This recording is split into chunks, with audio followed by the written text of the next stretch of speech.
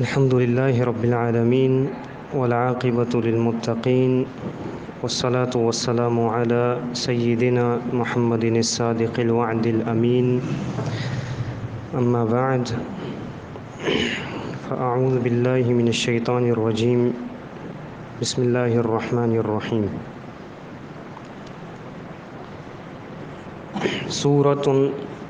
یہ سورت ہے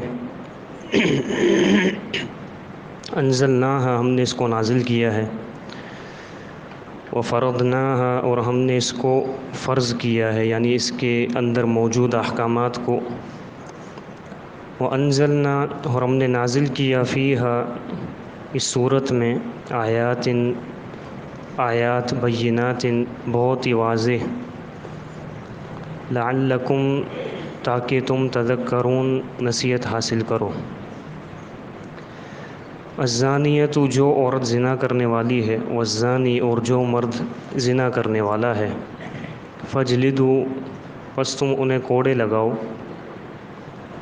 کل واحد، ہر ایک کو، منہما، ان دونوں میں سے، 100 جلدہ، 100 کوڑے، ولا تأخذکم، اور نہ پکڑے تمہیں، بہما، ان دونوں کے بارے میں، یعنی زانی عورت اور زانی مرد کے بارے میں، رأفتن، کسی قسم کا ترس، فی دین اللہ، اللہ تعالیٰ کے دین کے بارے میں، ان کنتم، اگر ہو تم، تؤمنون، ایمان رکھنے والے، باللہ، اللہ تعالیٰ پر، والیوم الآخر، اور آخرت کے دن پر، ولیشہد، اور چاہیے کہ حاضر ہوں، عذابہما، ان دونوں کو سزا دیتے وقت، طائفتم، ایک جماعت، من المؤمنین، مومنوں میں سے۔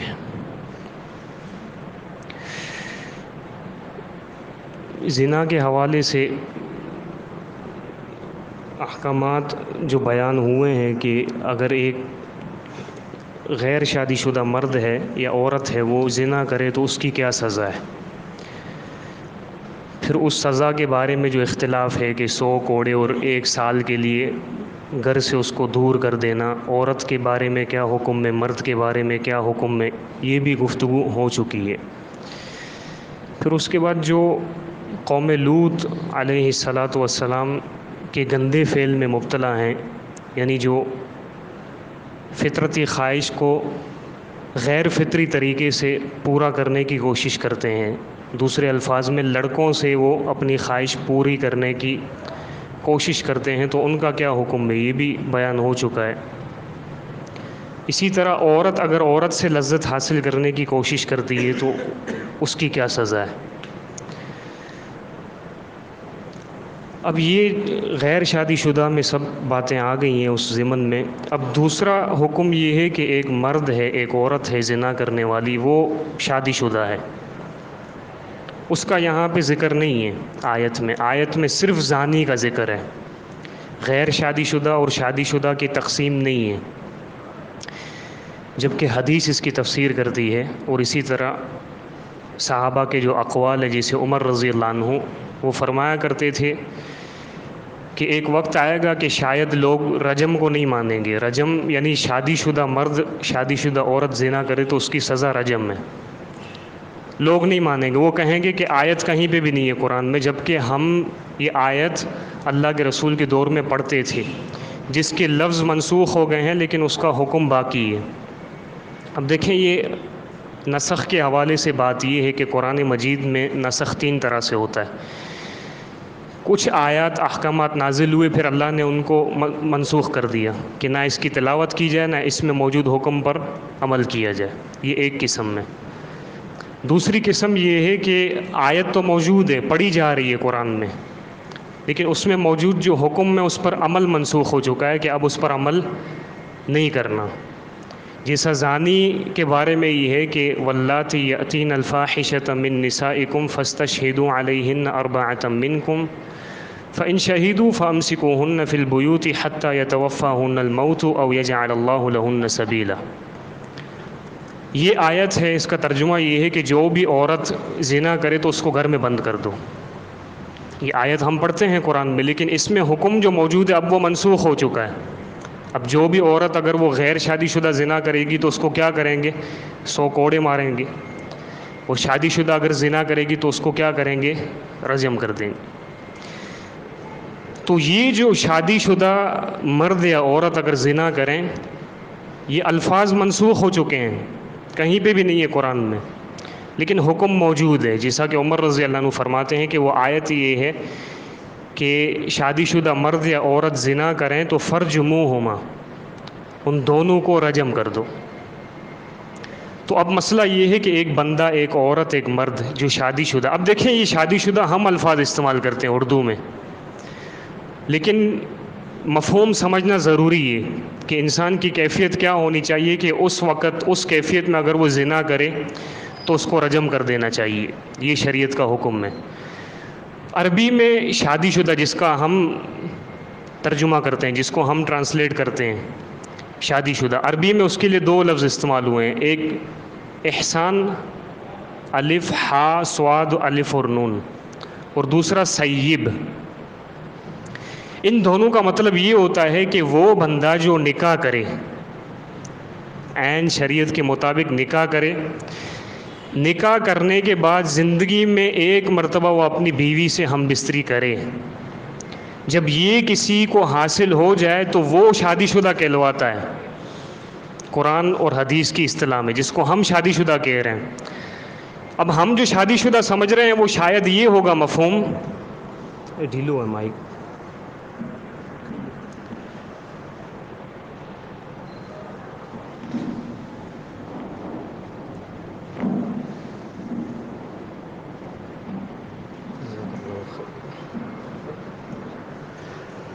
ہم یہ سمجھتے ہیں کہ شادی شدہ یہ ہے، مثال کے طور پر میں نے شادی کی، اللہ سب کو محفوظ رکھے برے کاموں سے، میں نے زنا کیا، اللہ سب کو محفوظ رکھے۔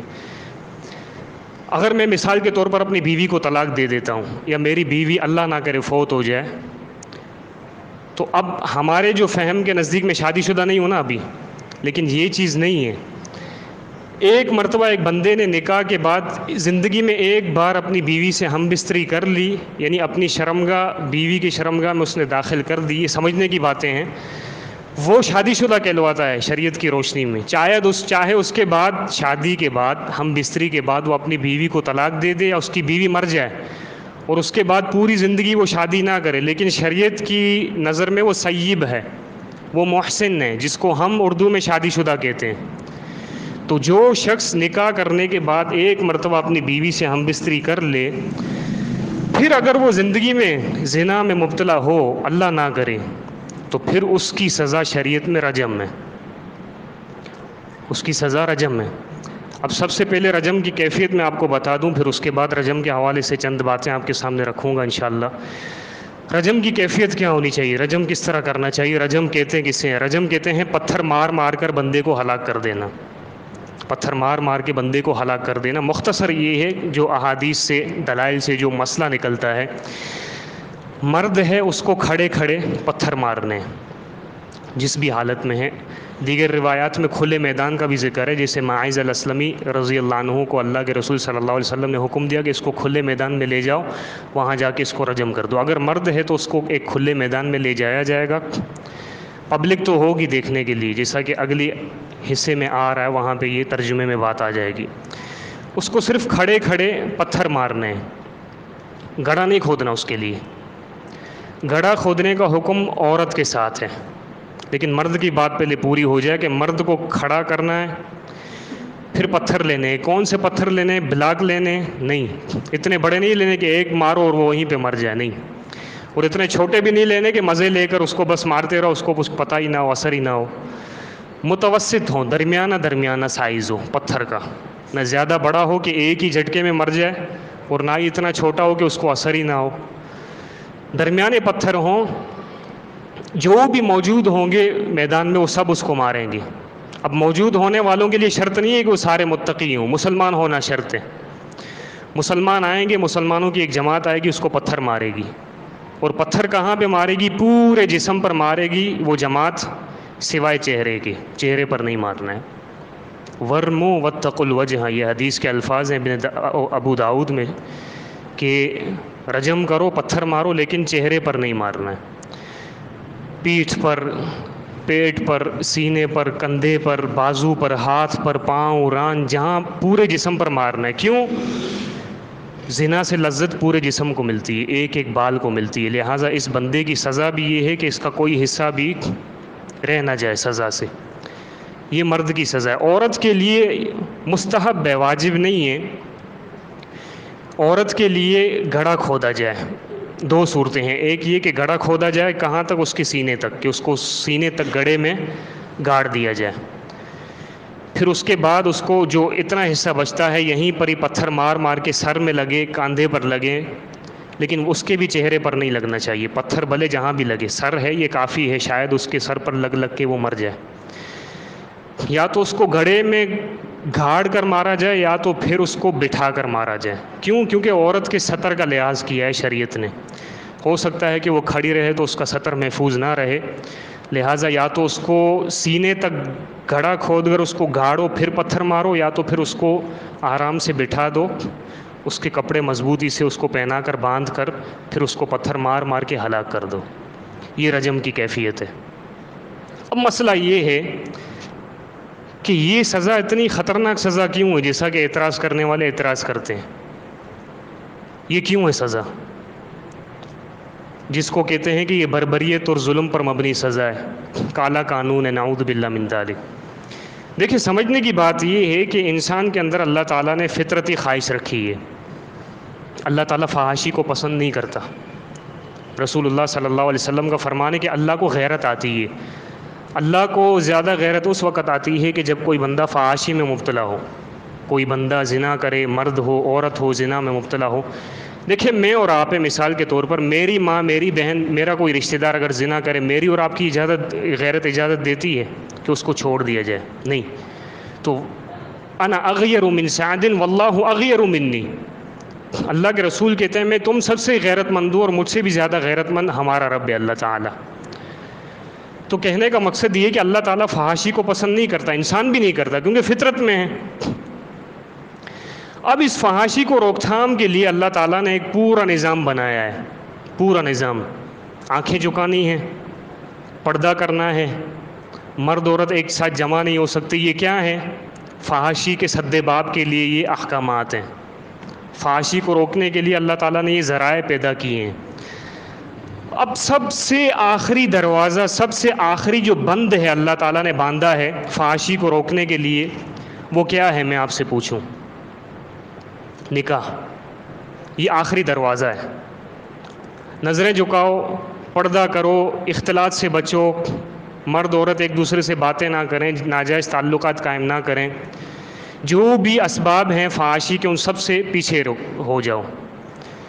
آخری جو دروازہ ہے، سد باب ہے، آخری جو بند اللہ نے باندھا ہے اس فحاشی کو روکنے کے لیے، وہ نکاح ہے۔ ایک بندہ جب اس آخری دروازے میں داخل ہو، نکاح کرے، اس کا مطلب اب کوئی بھی نہیں ہے نا، اب تو سمجھو اس کا پورا علاج ہو چکا ہے اس کی فحاشی کو بند کرنے کے لیے، کہ لو بھائی یہ لڑکی ہے، حق مہر دو، ولی کی اجازت ہے، گواہ رکھو، نکاح کرو، اب تمہارے لیے حلال ہے، جب چاہے جیسے چاہے، لیکن پچھلے حصے سے بچتے ہوئے جیسے چاہے تم اپنی خواہش پوری کرو۔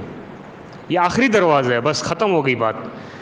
جو بندہ نکاح کے بعد زنا کرتا ہے، گویا اس کو یہ دروازہ بھی کافی نہیں ہے، اس کو یہ بند بھی روکنے کے لیے کافی نہیں ہے، یعنی اس کے اندر اتنی جھڑ کر گئی ہے یہ برائی فحاشی کہ آخری دروازہ، ایک اتنا بڑا دروازہ اللہ نے دیا کہ بھائی یہ لو، عورت ہے، نکاح کر لو، نکاح کر لی، حلال ہے، جس طرح چاہے خواہش پوری کرو، پھر بھی اس کا پیٹ نہیں بھر رہا۔ اس کا مطلب کہ اس بندے کے اندر خرابی ہے، اس بندے کے اندر بہت زیادہ خرابی ہے کہ اس کو یہ چیز بھی فائدہ نہیں دے رہی نکاح، کہ اس کے باوجود بھی یہ زنا میں مبتلا ہو گیا، لہٰذا اب اس بندے کا زمین پر رہنے کا کوئی بھی حق نہیں ہے، کیونکہ اب یہ پورے معاشرے کے لیے مضر بن گیا، یہ نحوست بن گیا، یہ ناسور بن گیا۔ یہ اب مجھے بتائیں کہ یہ فطرت سے ہٹ کر ہے؟ یہ ایک بندہ آپ کو اتنا روک رہا ہے، اتنا، مثال کے طور پر ایک بندہ ہے، اس کا جسم کا کوئی عضو ہے وہ خراب ہو گیا، اس کا علاج ہوتا رہا، مثال کے طور پر شوگر ہے، اب کا مجھے پتہ نہیں ہے، لیکن شوگر جس حصے میں آ جاتی ہے تو اس حصے کو کاٹ دیا جاتا تھا، اب پتہ نہیں آ گیا شاید علاج، آپ میں سے کسی کو پتہ ہو۔ کیوں کاٹا جاتا ہے؟ تاکہ اب یہ اس کا زہر ہے، اس کا جو مرض ہے پورے جسم کو نہ گھیر لے۔ جب ایک جسم کا عضو اتنا خراب ہو جائے کہ وہ لا علاج ہو جائے تو اس کو کاٹا جانا ضروری ہے۔ تو معاشرہ پورے کا پورا اللہ کے رسول صلی اللہ علیہ وسلم نے مومن معاشرے کو جسم کی مانند قرار دیا ہے، احادیث میں، بخاری میں جیسے کہ۔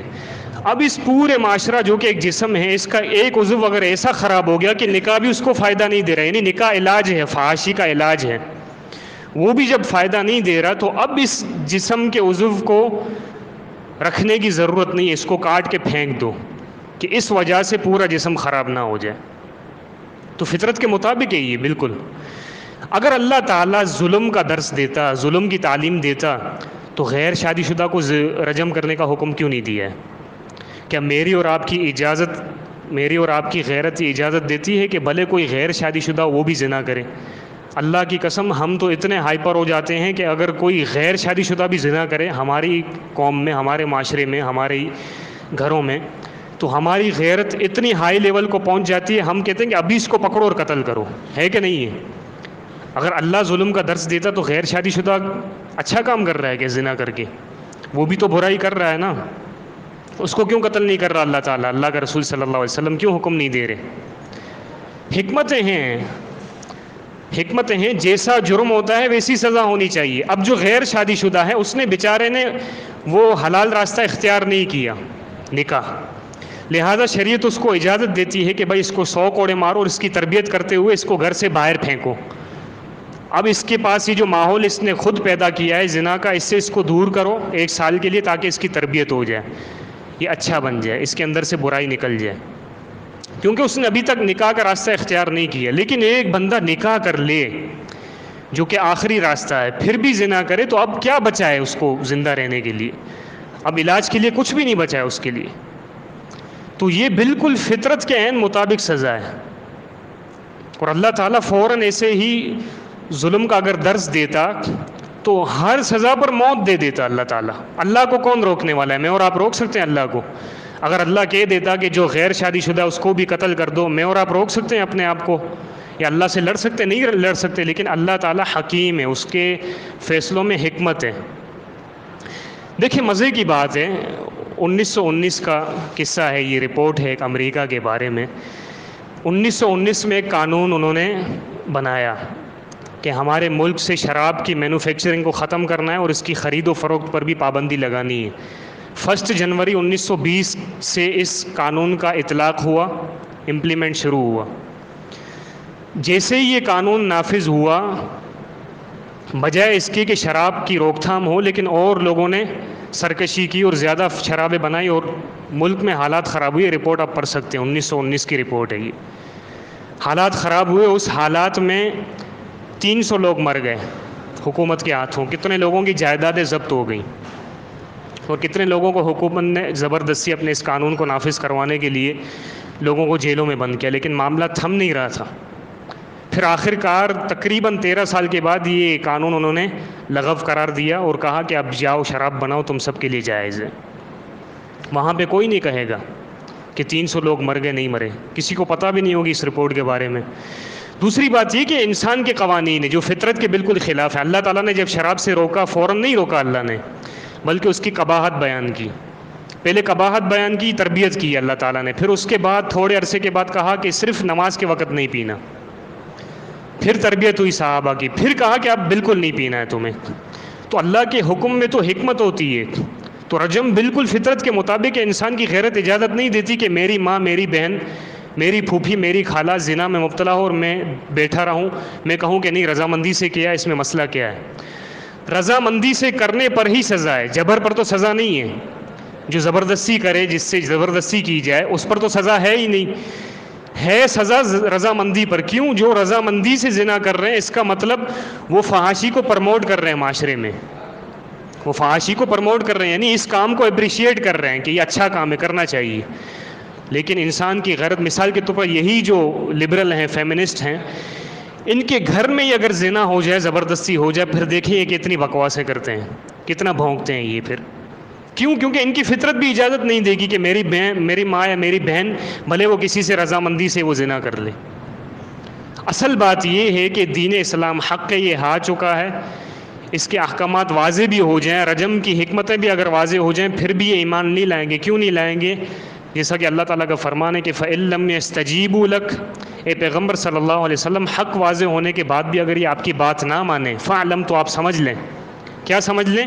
انما یتبعون اہواءہم، کہ یہ لوگ خواہش کے پجاری ہیں، یہ لوگ اسلام نہیں چاہتے، یہ لوگ اپنی خواہش کو پورا کرنے کے راستے چاہتے ہیں۔ اگر یہ لوگ اسلام کی تنفیذ چاہتے تو یہ دیکھتے نا کہ واقعی میں رجم میں حکمت ہے، اس سے ایک معاشرہ بچ جاتا ہے، اس سے ایک معاشرہ، اس کی عزت محفوظ آ جاتی ہے، اور عزت محفوظ ہوگی تو نسل بھی آگے محفوظ ہوگی۔ دوسری بات یہ کہ اگر یہ مثال کے طور پر ظلم ہوتا رجم، کہ بھائی جو بھی شادی شدہ زنا کرے اس کو ڈائریکٹ قتل کر دو، اللہ تعالیٰ ڈائریکٹ کہتا کہ جو بھی زنا کرے اس کو قتل کرو، لیکن اللہ تعالیٰ نے بڑی سخت شرطیں لگائی ہیں کہ اس وقت تک کسی بندے کو رجم نہیں کرنا جب تک کہ وہ خود اقرار نہ کرے۔ اور دوسری صورت یہ ہے کہ اگر وہ خود اقرار نہیں کر رہا تو 4 گواہ چاہیے جو سچے ہوں، معاشرے میں ان کا اعتماد بحال ہو، لوگوں پر ان کا یقین ہو، اعتماد ہو۔ جب 4 گواہ ایسی گواہی دیں کہ سب کی گواہی مطابق ہو ایک دوسرے کے، کسی کی گواہی میں ذرا سا بھی فرق نہ ہو، جب اس قسم کی 4 لوگوں سے گواہی آئے گی تب جا کے رجم کیا جائے گا۔ اب مجھے بتائیں، اگر اللہ تعالیٰ ظالم ہوتا تو یہ شرطیں لگاتا؟ اللہ تو فوراً کہتا کہ اچھا کوئی ایک بھی بندہ یہ کسی کے بارے میں کہے نا کہ فلاں کو میں نے زنا کرتے ہوئے دیکھا ہے، لاؤ اس کو اور اس کو قتل کر دو، لیکن اللہ نے شرطیں لگائی ہیں۔ دوسری رحمت یہ ہے کہ اللہ کے رسول صلی اللہ علیہ وسلم نے یہ فرمایا کہ اگر من ابتلی بشیء من هذه القاذورات فلیستتر بستر اللہ، جو بھی شخص ایسے گناہوں میں مبتلا ہو جن گناہوں پر حد نافذ ہوتی ہے، اس کو چاہیے کہ وہ اپنے آپ پر پردہ رکھے، اس کو چاہیے کہ اپنے آپ پر پردہ رکھے، وہ کسی کو بھی نہ بتائے کہ میں نے یہ برا کام کیا ہے۔ اب مجھے آپ بتائیں، اگر اللہ تعالیٰ ظالم ہوتا، اللہ کا رسول ظالم ہوتا، تو یہ تعلیمات کیوں دی جا رہی ہے کہ اگر کسی سے گناہ ہو گیا ہے تو اس کو چاہیے کہ وہ پردہ رکھے؟ اچھا اگر کوئی اور اس کو دیکھ لے تو وہ بتائے حاکم وقت کو کہ میں نے فلاں کو دیکھا، میں نے سلمان کو دیکھا ہے، اس نے، اللہ تعالیٰ محفوظ رکھے، اس نے زنا کیا ہے شادی کرنے کے بعد؟ نہیں، بلکہ اس بندے کو بھی شریعت حکم دے رہی ہے کہ اس پر پردہ رکھو، حاکم وقت کو مت بتاؤ کہ اس نے زنا کیا، کیونکہ جتنا ہو سکے گناہوں پر پردہ رکھو۔ کیوں؟ کیونکہ اللہ تعالیٰ بڑے سے بڑے گناہوں کو معاف کرنے والا ہے۔ جیسا کہ معاذ الاسلمی رضی اللہ عنہ سے جب گناہ ہوا، ان کو بے چینی تھی، وہ ابو بکر رضی اللہ عنہ کے پاس گئے کہ مجھ سے زنا ہو گیا شادی کے بعد، میں کیا کروں؟ ابو بکر رضی اللہ عنہ نے کہا کہ اپنے گناہ پر پردہ رکھو، اللہ سے توبہ کرو، اللہ معاف کرنے والا ہے۔ عمر رضی اللہ عنہ کے پاس گئے، عمر رضی اللہ عنہ نے بھی یہی کہا کہ اللہ سے توبہ کرو، اللہ معاف کرنے والا ہے، کسی کو بھی مت بتاؤ۔ اس کے بعد معاذ الاسلمی رضی اللہ عنہ حزال رضی اللہ عنہ کے پاس گئے جو کہ ان کے دوست تھے۔ حزال رضی اللہ عنہ نے عدم علم کی بنیاد پر، لا علمی کی بنیاد پر غلط مشورہ دے دیا، کہا کہ جاؤ اللہ کے رسول کو بتا دو کہ مجھ سے زنا ہو گیا ہے۔ اللہ کے رسول صلی اللہ علیہ وسلم کے پاس جب یہ مسئلہ گیا، اب اللہ کے رسول حاکم وقت ہیں، حاکم وقت کے پاس جب مقدمہ پیش ہو جائے تو پھر سوائے حد نافذ کرنے کے اور کوئی بھی چارہ نہیں رہتا۔ اللہ کے رسول نے معاذ الاسلمی کو رجم کروا دیا اور حزال کو بلا کر کہا کہ کاش کہ تو اپنے بھائی کے گناہ پر پردہ رکھتا تو اللہ تعالیٰ اس کو ویسے ہی معاف کر دیتا۔ تو اگر اللہ اور اس کے رسول ظالم ہوتے تو اس طرح کی تعلیمات مت دیتے کہ ایک دوسرے پر پردہ رکھو۔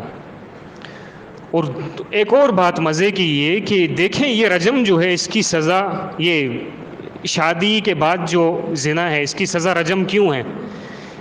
اس میں رحمت ہے دو پہلوؤں سے۔ ایک پہلو کہ جو زانی ہیں اس کے لیے بھی رحمت ہے اور جو معاشرہ ہے اس کے لیے بھی رحمت ہے۔ کس طرح؟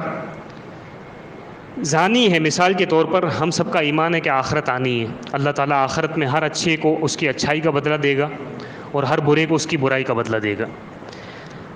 ایک طرف دنیا میں شادی شدہ زانی کی سزا رجم ہے، دوسری طرف قیامت کے عذابات ہیں، جہنم کے عذاب ہیں، کھولتا ہوا پانی کہ اگر وہ بندہ پیے گا تو سب کا سب اس کے اندر کا پگھل جائے گا حصہ، کانٹے دار درخت، جہنم میں جانے کی سزا کہ اگر وہ کھائے تو اس قدر اس کو چبھے اس کو کہ نہ وہ جی سکے نہ وہ مر سکے۔ اس قسم کے عذابات ہیں کہ بندہ برداشت کر ہی نہیں سکتا، کھانا گندا، پانی گرم، نہ جی رہا ہے نہ مر رہا ہے، لا یموت فیہا ولا یحیا، نہ زندگی ہے نہ موت ہے، اتنی سخت زندگی ہے۔ اگر ایک بندہ زنا کرے شادی کے بعد، وہ ایسے ہی مر جائے، اس پر سزا کا اطلاق نہ ہو، لوگ کہیں کہ نہیں یار یہ تو کالا قانون ہے، یہ تو بڑی جو ہے نا ظالمانہ جو ہے نا سزا ہے، بربریت ہے، نہیں اس کو چھوڑ دو۔ اب آپ مجھے بتائیں، ایک طرف دنیا میں پتھر مار کے ہلاک ہونا ہے، دوسری طرف یہ گرم پانی ہے، کانٹے دار درخت ہے، قسم قسم کے عذاب ہیں، ان دونوں میں سے کون سا بھاری ہے، کون سا ہلکا ہے؟ یہ پتھر کی سزا اس جہنم کی سزا سے بہت ہلکی ہے۔ اللہ تعالیٰ جس کو بھی شادی شدہ زانی کو شادی کرنے کے بعد جو یہ سزا دیتا ہے رجم کی، یہ اصل میں آخرت کے عذاب کو مٹانے کے لیے۔ زنا گناہ ہے، شادی کے بعد کرے گا تو یہ زیادہ گناہ ہے۔ اب اس بندے کو یا تو آخرت میں سزا ملنی چاہیے یا تو دنیا میں ملنی چاہیے۔ اب دنیا میں پتھر مل رہے ہیں، اس کو پتھر مار مار کر اس کو مار دو، لیکن آخرت میں ایسا عذاب ہے کہ نہ جیے گا نہ مرے گا۔ اب دونوں میں سے کون سی سزا ہلکی ہے؟ رجم ہلکی ہے، ہر کوئی کہے گا، بچہ بھی کہے گا۔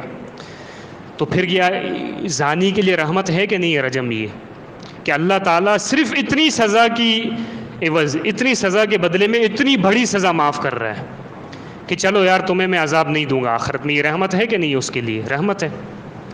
اور معاشرے کے لیے کس طرح رحمت ہے کہ بھائی اگر یہ بندہ زندہ رہے گا، اس کو سزا نہیں دی جائے گی، تو اور جو شادی شدہ ہیں جن کے اندر یہ برائی گھڑ کر چکی ہے، وہ بھی جرأت کریں گے کہ میری بیوی سے خواہش پوری ہو رہی نہیں ہوئی تو میں کہیں اور پہ منہ کالا کروں گا، ان کو پھر جرأت ہوگی۔ لیکن اگر اس بندے کو سزا دے دی جائے مجمع عام میں لوگوں کے سامنے، تو جن کے دلوں میں مرض ہے فحاشی کا، تو وہ مرض کافی حد تک ختم ہو جائے گا انشاءاللہ۔ یہی اللہ تعالیٰ کہہ رہا ہے، آگے آیت کا ترجمہ کر کے بات ختم کر رہے ہیں کہ وَلَا تَأْخُذْكُمْ بِهِمَا رَأْفَةٌ، اور نہ پکڑے تم لوگوں کو زانی مرد اور زانی عورت کو سزا دیتے وقت۔ کیا چیز نہ پکڑے؟ رأفتن، کسی قسم کا ترس۔ اب دیکھیں، ایک مثال کے طور پر بظاہر انسان کو لگتا ہے کہ یہ سزا بڑی خطرناک سزا ہے، انسان کو ترس آتا ہے۔ اگر طبیعتاً انسان کو ترس آ رہا ہے کہ یار بیچارے کو پتھر مار مار کر ہلاک کیا جا رہا ہے، تو اس میں کوئی حرج نہیں ہے، اس میں کوئی حرج نہیں ہے، بلکہ یہ تو فطرت ہے، یہ رحمت ہے جو اللہ تعالیٰ نے انسان کے دل میں رکھی ہے کہ کسی کو تکلیف میں دیکھتا ہے تو اس کو ترس آتا ہے۔ لیکن یہ ترس ایسا نہ ہو کہ تم پر ایسا غالب آ جائے کہ تم اسے سزا ہی نہ دو، کہ نہیں یار یہ بیچارہ مر جائے گا، اس کو کیوں سزا دے۔ نہیں، مثال کے طور پر یہ بے وقوفی ہے، اس طرح بے وقوفی ہے کہ آپ کے جسم کا ایک عضو اتنا خراب ہو چکا ہے کہ اس کے لیے آپریشن ضروری ہے، کاٹ پیٹ ضروری ہے۔ اب آپ مثال کے طور پر کہیں کہ نہیں یار میرا بھائی ہے، ڈاکٹر کہہ رہے ہیں کہ اس کا آپریشن ضروری ہے، نہیں یار میں کیسے آپریشن کرواؤں، کاٹ پیٹ ہوگی، تکلیف ہوگی بیچارے کو، میں اس پر ترس کھا رہا ہوں نا بظاہر، لیکن اس ترس کا نتیجہ غلط ہے۔ اس کی تھوڑی سی تکلیف کی وجہ سے مستقبل میں اس کے لیے سکون ہے۔ تو یہی اللہ کہہ رہا ہے کہ یہ جو تم ترس کھاؤ گے، کہ اس ترس کی بنیاد پر اگر تم نے سزا کا نفاذ نہیں کیا، تم نے رجم نہیں کیا، کوڑے نہیں لگائے، تو یہ تم بے وقوفی کر رہے ہو۔ لہٰذا وَلَا تَأْخُذْكُمْ بِهِمَا رَأْفَةٌ، کسی بھی قسم کا ترس نہیں کھانا۔ ترس آئے بھلے اندر سے تمہیں، لیکن وہ ترس ایسا غالب نہ ہو کہ تم سزا سے پیچھے رہ جاؤ۔ ان کنتم تؤمنون باللہ والیوم الآخر، اگر تمہارا اللہ پر ایمان ہے اور آخرت پر ایمان ہے، اگر تمہارا آخرت پر ایمان ہے کہ میں نے اگر اس کو سزا دی تو آخرت میں اللہ سزا نہیں دے گا، اگر میں نے اس کو سزا نہیں دی تو اللہ اس کو سزا دے گا، یہ کون سوچے گا؟ جس کا آخرت پر ایمان ہوگا۔ جس کا آخرت پر ایمان ہی نہیں، وہ کہاں سے سوچے گا کہ بھائی اگر میں نے اس کو سزا نہیں دی تو کل قیامت کو اللہ اس کو عذاب دے گا۔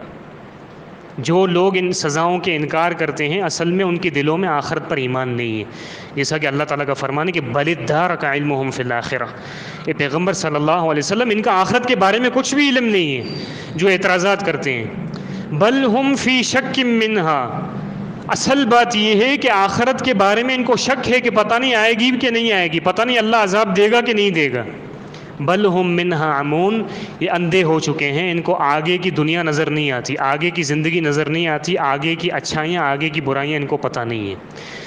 ان کنتم تؤمنون باللہ والیوم الآخر، اگر تمہارا اللہ پر اور آخرت کے دن پر ایمان ہے تو تمہیں کسی قسم کا ترس سزا دینے میں رکاوٹ نہ بنے، تم پر ترس غالب نہ آئے کہ اس ترس کے غلبے کی وجہ سے تم سزا دینے سے پیچھے ہٹ جاؤ۔ اور سزا دینے کا حکم مختصر یہ ہے کہ وَلْيَشْهَدْ عَذَابَهُمَا طَائِفَةٌ مِّنَ الْمُؤْمِنِينَ، چاہیے کہ حاضر ہوں ان زانیوں کو سزا دیتے وقت طائفتٌ، ایک جماعت، من المؤمنین، مومنوں کی۔ اب یہ ایک مسئلہ ہے، مختصر کر کے اس کو ختم کرتے ہیں، آج کی بات طویل ہو گئی ہے۔ دیکھیں کہیں کہیں پہ زیادہ تفصیل ضروری ہوتی ہے، اس لیے ٹائم لگ جائے تو آپ لوگوں سے میں پہلے سے معذرت کرتا ہوں۔ کہیں کہیں پہ تفصیل درکار نہیں ہوتی تو درس جلدی ختم ہو جایا کرے گا انشاءاللہ۔